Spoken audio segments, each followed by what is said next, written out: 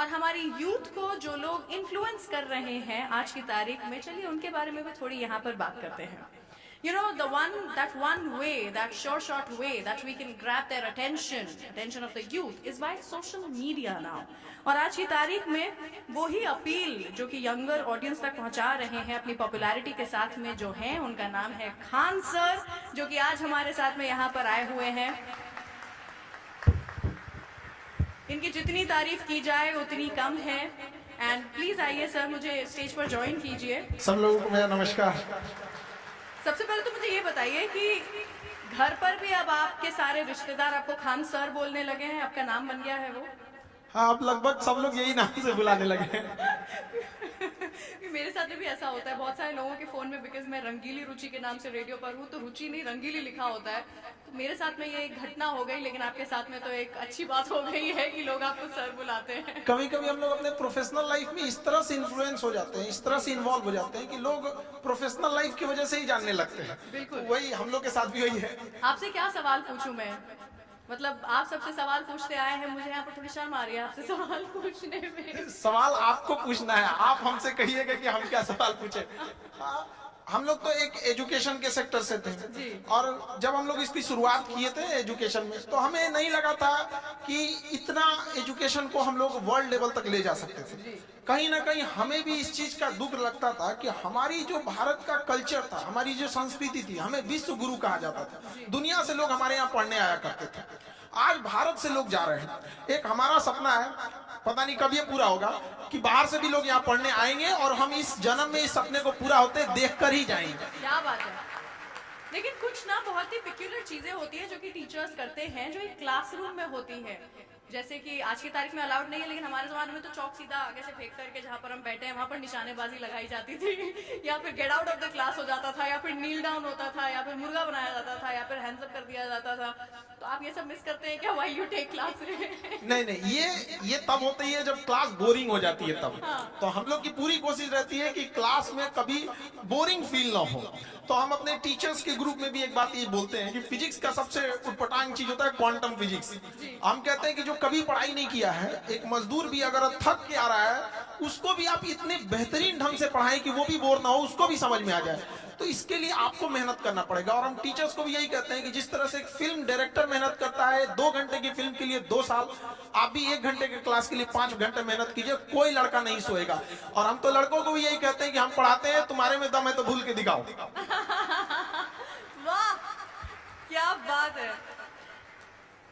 तो मैं आपसे जानना चाहूंगी कि YouTube, जिसके जरिए आप actually millions and millions of students तक पहुंच पा रहे हैं, YouTube एक शिक्षा का माध्यम इन इंडिया, ये जो एक टॉपिक है इसको अगर आप थोड़ा सा इलैबोरेट कर पाएंगे, so that people also know, जो कि आज तक शायद आपकी क्लासरूम का हिस्सा नहीं बन पाए, उन्हें पता चले कि क्या किस लेवल का इम्पैक्ट है जो कि आपने भारत में जो विद्यार्थी हैं उनके ऊपर बनाया है।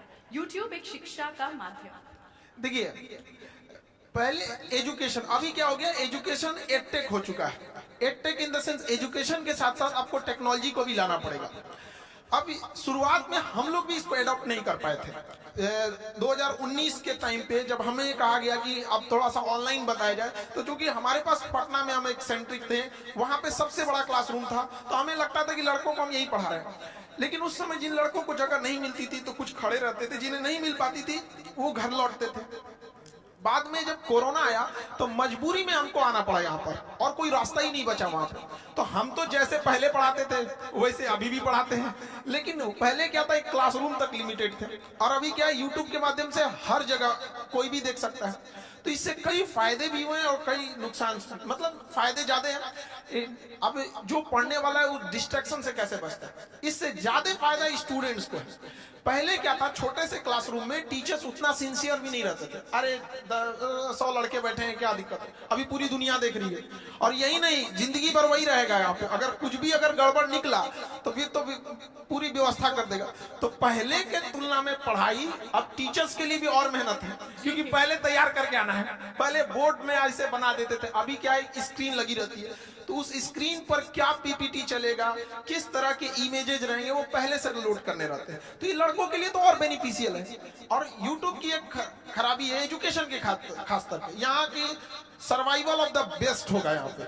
क्योंकि यहाँ ऑप्शन सबके पास है, कोई भी देख सकता है, कंपेयर कर सकता है किसी और से। तो जब तक हम यूनिक नहीं देंगे, सबसे बेस्ट नहीं देंगे, तब तक वो चीजें लड़कों को अच्छी नहीं लगेगी।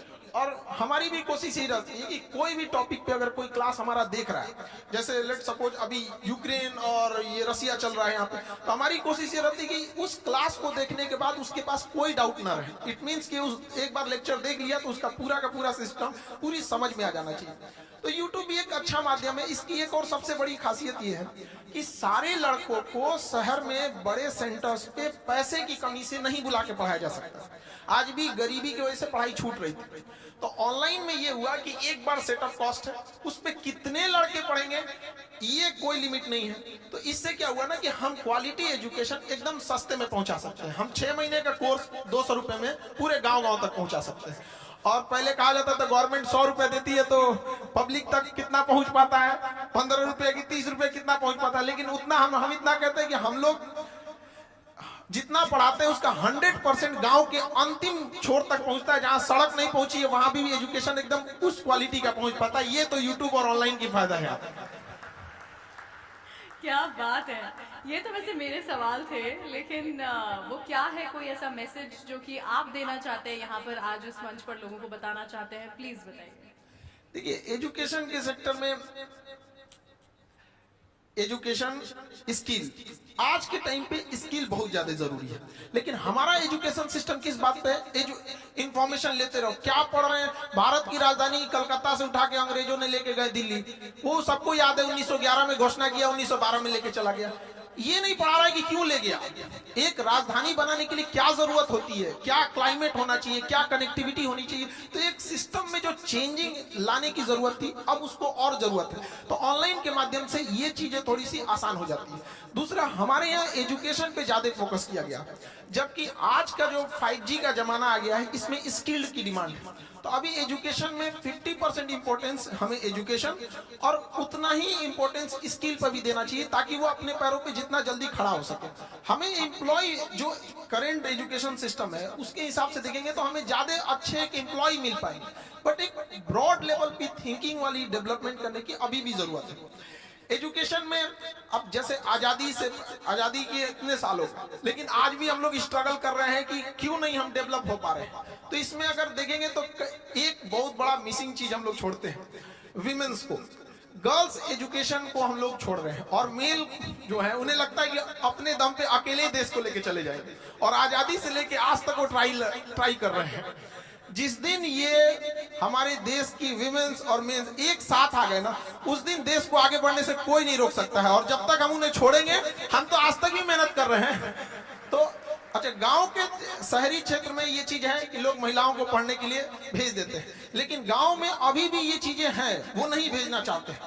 हमारे यहाँ शुरुआत में जब गर्ल्स पढ़ने आती थी तो उनके गार्जियन आते थे और ये रिक्वेस्ट करते थे कि सर, मतलब घर से बाहर है, कोई दिक्कत तो नहीं होना चाहिए। आज लड़कियों की संख्या क्लास में हम लोग देखते हैं इतनी ट्रेमेंडसली ग्रो की है कि गार्जियन लोगों को भी, कई बार हम लोग के पास गार्जियन आते हैं, उन लोग हमसे कहते हैं कि सर यहाँ पे लड़कियां पढ़ रही हैं, कोई दिक्कत तो नहीं होने वाला है।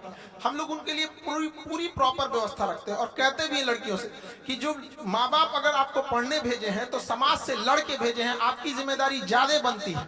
और अगर आप खाली हाथ गाँव लौटिएगा तो आप उन 100 लड़कियों का रास्ता रोक दीजिएगा जिनके माँ बाप पढ़ने के लिए भेजना चाहते थे। इसलिए ज्यादा जिम्मेदारी से पढ़िएगा। और लड़कियों के अंदर ये होता है, वो जॉब के बाद भी वो काफी ईमानदारी से अपने वर्क को करती है।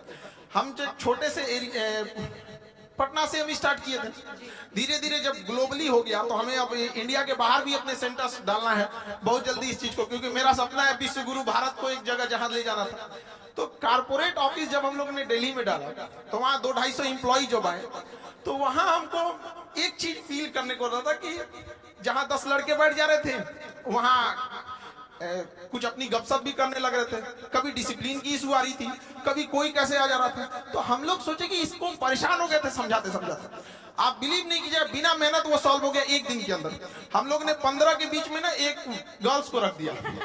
अब उसके बाद से कोई मेहनत नहीं करना, पूरी डिसिप्लिन है हर 10-15 के बीच में। तो ये तो पावर होता है उनके अंदर, तो उनको अपनी पावर पहचानने की जरूरत होती है। कई बार ना वो इतनी फ्रस्ट्रेट कर दिया जाता है उनको ना कि वो जिस लड़ाई को लड़ना चाहते हैं वो उससे भटक जाती है, क्योंकि उनको ना उनका अपनी शक्ति, उनके अंदर पावर है। जिस तरह से जामवंत की जरूरत थी हनुमान जी को उनकी शक्ति बताने के लिए, उस तरह से महिलाओं को भी अपनी शक्ति पहचानने की जरूरत है। और जिस दिन क्लास में, हम तो यही कहते हैं, जिस दिन किसी शिक्षण संस्थान में, एजुकेशन वाले में जितने लड़के हैं उतनी लड़कियां हो जाएंगी, तो फिर ज्यादा दिक्कत नहीं आने वाले कुछ समय में देश अपने से बदला हुआ नजर आने लगेगा। क्योंकि शिक्षा ही एक ऐसा जगह है, एक ऐसा हथियार है जिससे हम हर तरह की कुरीतियों से लड़ सकते हैं। और अगर बहुत सारे ऐसे एग्जाम्पल हमारे समाज में देखने को मिलेंगे जिनके पिताजी पढ़े थे लेकिन बेटा कुछ नहीं कर सका, लेकिन ऐसा एग्जाम्पल आपको ना मिलेगा कि जिसकी माँ पढ़ी हो और बेटा अनपढ़ रह गया हो। ये एक जिम्मेदारी होती है माँ की। हमको अभी भी याद है जब हम लोग पढ़ाई करते थे, मेरा कुछ अभी स्टूडेंट लाइफ में थे, तो मेरी मम्मी के पेट में पथरी था, तो वो डॉक्टर कह रहा था कि इसका इलाज करा लीजिए, बहुत रिस्की हो सकता है। लेकिन मेरी मम्मी कही कि नहीं, ये पैसा दे देंगे ना तो मेरा बेटवा पढ़ेगा कैसे। उस पथरी के पत्थर लेके मेरी मम्मी ने मेरा फीस भरा था।